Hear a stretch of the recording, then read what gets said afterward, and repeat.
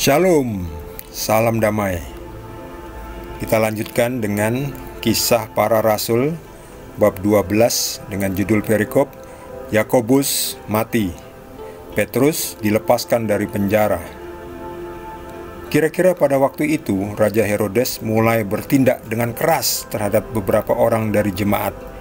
Ia menyuruh membunuh Yakobus saudara Yohanes dengan pedang.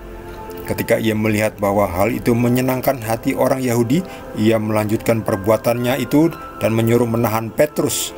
Waktu itu hari raya roti tidak beragi. Setelah Petrus ditangkap, Herodes menyuruh memenjarakannya di bawah penjagaan 4 regu, masing-masing terdiri dari 4 prajurit. Maksudnya ialah supaya sehabis Paskah ia menghadapkannya ke depan orang banyak. Demikianlah Petrus ditahan di dalam penjara, tetapi jemaat dengan tekun mendoakannya kepada Allah. Pada malam sebelum Herodes hendak menghadapkannya kepada orang banyak, Petrus tidur di antara 2 orang prajurit, terbelenggu dengan 2 rantai. Selain itu, prajurit-prajurit pengawal sedang berkawal di muka pintu. Tiba-tiba berdirilah seorang malaikat Tuhan dekat Petrus, dan cahaya bersinar dalam ruang itu. Malaikat itu menepuk Petrus untuk membangunkannya, katanya, "Bangunlah segera." Maka gugurlah rantai itu dari tangan Petrus. Lalu kata malaikat itu kepadanya, "Ikatlah pinggangmu dan kenakanlah sepatumu." Ia pun berbuat demikian. Lalu malaikat itu berkata kepadanya, "Kenakanlah jubahmu dan ikutlah aku." Lalu ia mengikuti malaikat itu keluar, dan ia tidak tahu bahwa apa yang dilakukan malaikat itu sungguh-sungguh terjadi. Sangkanya ia melihat suatu penglihatan. Setelah mereka melalui tempat kawal pertama dan tempat kawal kedua, sampailah mereka ke pintu gerbang besi yang menuju ke kota. Pintu itu terbuka dengan sendirinya bagi mereka. Sesudah tiba di luar, mereka berjalan sampai ke ujung jalan, dan tiba-tiba malaikat itu meninggalkan dia. Dan setelah sadar akan dirinya, Petrus berkata, "Sekarang tahulah aku benar-benar bahwa Tuhan telah menyuruh malaikatnya dan menyelamatkan aku dari tangan Herodes dan dari segala sesuatu yang diharapkan orang Yahudi." Dan setelah berpikir sebentar, pergilah ia ke rumah Maria, ibu Yohanes yang disebut juga Markus. Di situ banyak orang berkumpul dan berdoa. Dan ketika ia mengetuk pintu gerbang, datanglah seorang hamba perempuan bernama Rode untuk mengetahui siapa yang mengetuk itu. Ia terus mengenal suara Petrus, tetapi karena girangnya ia tidak membuka pintu gerbang itu, dan segera masuk ke dalam untuk memberitahukan bahwa Petrus ada di depan pintu gerbang. Kata mereka kepada perempuan itu, "Engkau mengigau." Akan tetapi ia tetap mengatakan bahwa benar-benar demikian. Kata mereka, "Itu malaikatnya." Tetapi Petrus terus-menerus mengetuk, dan ketika mereka membuka pintu dan melihat dia, mereka tercengang-cengang. Tetapi Petrus memberi isyarat dengan tangannya supaya mereka diam. Lalu ia menceritakan bagaimana Tuhan menuntunnya keluar dari penjara. Katanya, "Beritahukanlah hal ini kepada Yakobus dan saudara-saudara kita." Lalu ia keluar dan pergi ke tempat lain. Pada keesokan harinya, gemparlah prajurit-prajurit itu. Mereka bertanya-tanya apakah yang telah terjadi kepada Petrus. Herodes menyuruh mencari Petrus, tetapi ia tidak ditemukan. Lalu Herodes menyuruh memeriksa pengawal-pengawal itu dan membunuh mereka. Kemudian ia berangkat dari Yudea ke Kaisarea dan tinggal di situ. Demikianlah sabda Tuhan. Kasihan pengawal-pengawalnya, sudah melakukan tugas dengan baik, tetapi masih saja dihukum karena dianggap tidak melakukan tugasnya dengan baik dalam mengawal Petrus. Lihat ini, Herodes keki marah karena Petrus hilang, lalu menyuruh memeriksa pengawal-pengawal itu dan membunuh mereka. Padahal pengawal-pengawal ini sudah bekerja dengan maksimal untuk menjaga Petrus. Bayangkan dengan diikat tangannya Petrus ini, diborgol, kanan kiri diborgol, masih saja Petrus lolos. Karena apa? Karena ada malaikat. Malaikat inilah yang menolong Petrus sehingga borgol-borgol itu pun lepas, dan gembok-gembok juga lepas. Ini jeruji besi yang gemboknya besar-besar itu lepas. Karena apa? Karena malaikat Tuhan ini yang datang menolong Petrus yang sedang tidur, dikawal kanan kiri, dikawal, digembok juga, diborgol tangannya ya. Sudah pasti sudah bekerja dengan baik ini prajurit ini ya. Tapi karena Petrus lepas ya, pergi karena ditolong oleh malaikat, prajurit-prajuritnya dibunuh oleh Herodes karena dianggap tidak melakukan tugasnya. Oleh karena itu, janganlah kita melayani raja, orang yang tidak tahu diri ya, yang di luar jalan Tuhan. Karena apa? Jangan pikir nanti kita dapat selamat, belum tentu. Nanti bisa saja bernasib seperti prajurit ini, sudah bekerja dengan baik untuk Herodes, tapi malah tetap saja kehilangan nyawanya. Makanya kalau ada bos kita yang melakukan kesalahan, jangan kita oke-oke saja, malah ikut-ikutan membantu bos untuk korupsi misalnya. Jangan gitu. Kalau tahu bos kita buat salah, kasih tahu, bos, Pak Bos, nah ya ini saya mau ngasih tahu, itu nggak bener itu Pak Bos, harganya satu kubik itu hanya 1.200.000 Pak Bos, kok di sini tulisnya 2 juta. Kamu diam saja, kamu ikuti saja, kerjakan saja. Jangan gitu, Anda nanti bisa terseret-seret, apalagi kalau Anda sebagai accountingnya ya. Lebih baik, wah maaf saya nggak bisa Pak Bos ya, cari saja kerjaan yang lain ya. Nggak bisa, jangan membantu orang mencuri.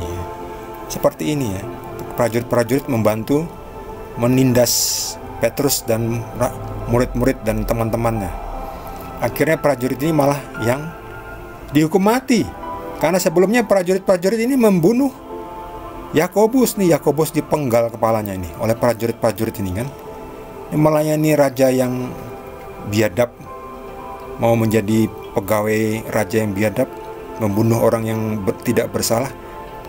Akhirnya nanti kena karma, dia sendiri nanti dibunuh.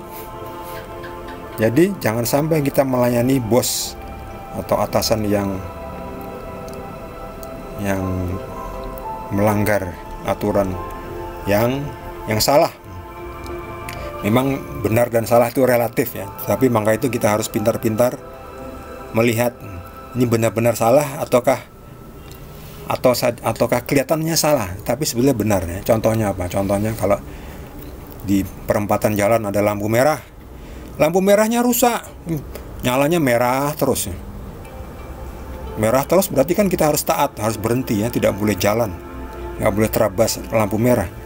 Tetapi ternyata lampu itu rusak, jadi kita harus juga pintar. Oh lampu itu yang rusak, ya udah kita jalan terus, asal hati-hati saja. Itu nggak apa-apa, meskipun secara aturan melanggar lalu lintas, tetapi sebetulnya tidak melanggar karena lampunya rusak ya. Demikian juga aturan-aturan banyak di dunia ini, aturannya itu tidak applicable atau aturannya itu salah.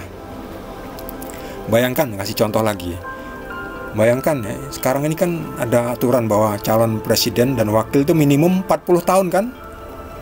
Sampai akhirnya ada kehebohan MK, Majelis Konstitusi ya, Mahkamah Konstitusi. Lalu dibuat Majelis Kehormatan Mahkamah Konstitusi, MK. Ketua MK-nya yang memberikan bebasan kepada salah satu calon yang masih berumur 36 tahun, akhirnya dicopot jabatannya karena dianggap melanggar etika. Sebetulnya dari awal itu aturannya saja sudah cacat. Masa orang yang sudah menjadi wali kota, sudah menjadi pejabat publik, sudah lulus sarjana, sudah menikah, sudah punya anak, sudah berkeluarga, sudah dewasa, sudah bisa berpikir yang bijaksana, sudah bisa mengelola sebuah kota, kok nggak boleh jadi pejabat pemerintahan yang lainnya, pejabat negara? Kenapa nggak boleh? Aturannya itu yang salah.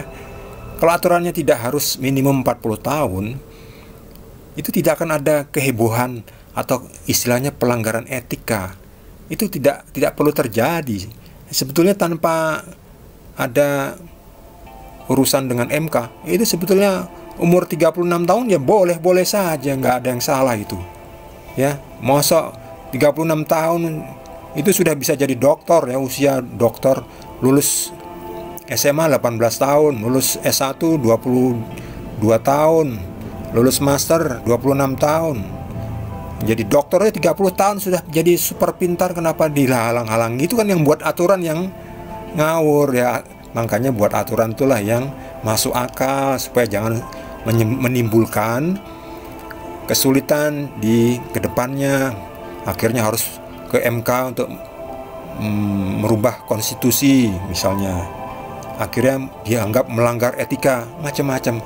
Secara esensi orang di bawah 40 tahun pun boleh, sudah punya kapasitas, kemampuan ya. Jangan dibuat aturan yang malah yang aneh-aneh. Di negeri kita kan ini banyak sekali aturannya, tetapi aturannya tidak atau kurang masuk akal ya, bahkan mungkin merugikan. Seperti itulah contohnya. Jadi kita juga harus pintar-pintar ketika kita melihat aturan ya. Kadang kita harus tahu aturan itu tujuannya apa, dibuat untuk apa, supaya apa? Supaya nanti kalau kita melanggar aturan itu, kita dapat melanggarnya dengan aman. Karena aturan itu dibuat untuk kebaikan manusia, bukan untuk menjarakan manusia, bukan untuk mempersulit hidup manusia. Nah, di sini diperlukan bantuan Roh Kudus. Roh Kudus yang akan memberitahu kita harus apa. Tanpa Roh Kudus kita tidak tahu. Untungnya umat Kristiani, pengikut Yesus itu mendapatkan privilege ya, hak istimewa untuk mendapatkan bantuan dari Roh Kudus. Ya, bahkan siapapun yang mau menerima Tuhan Yesus itu atau mau melakukan yang benar ya, itu bisa menerima Roh Kudus. Roh Kudus inilah yang akan menuntun kita harus melakukan apa, khususnya dalam hal-hal yang spesifik yang bahkan tidak tertulis di dalam Alkitab. Itu kita butuh bantuan Roh Kudus untuk bisa membuat keputusan yang baik, yang tepat. Bagi saudara yang mendapatkan tambahan penjelasan dari Roh Kudus, boleh juga berbagi dengan kita semua. Bagi yang belum subscribe, jangan lupa di subscribe dan juga di like. Kita akan lanjutkan dengan perikop berikutnya dari Kisah Para Rasul. Terima kasih.